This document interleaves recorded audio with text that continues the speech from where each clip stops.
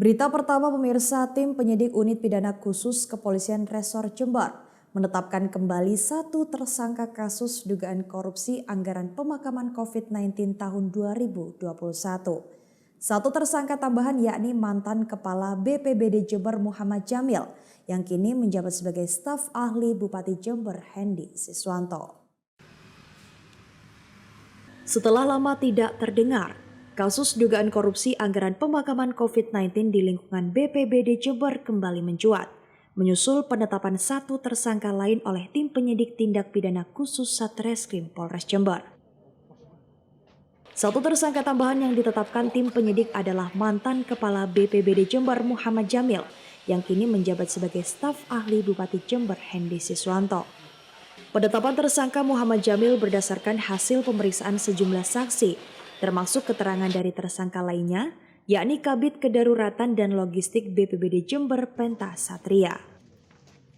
Modus dugaan korupsi anggaran pemakaman COVID-19 dilakukan kedua tersangka dengan cara memotong honor petugas pemakaman di kisaran antara 10-20% yang besarannya Rp100.000 per pemakaman dengan jumlah keseluruhan sebesar Rp282 juta.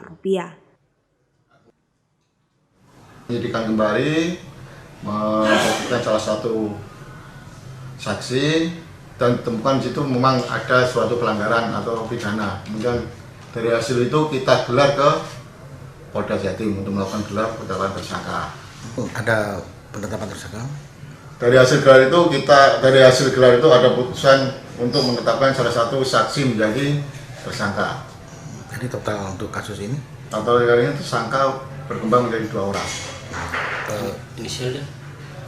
Inisial MJ.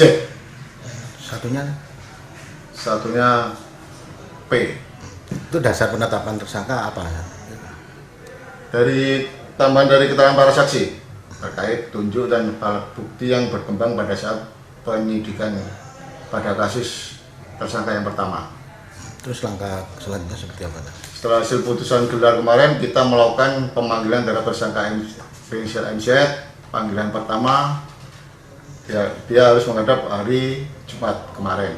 Akan tapi dia mangkir, dia mohon waktu karena dengan alasan kondisinya tidak memungkinkan. Selanjutnya kita melakukan panggilan kedua. Dan hari ini rencana ngadep.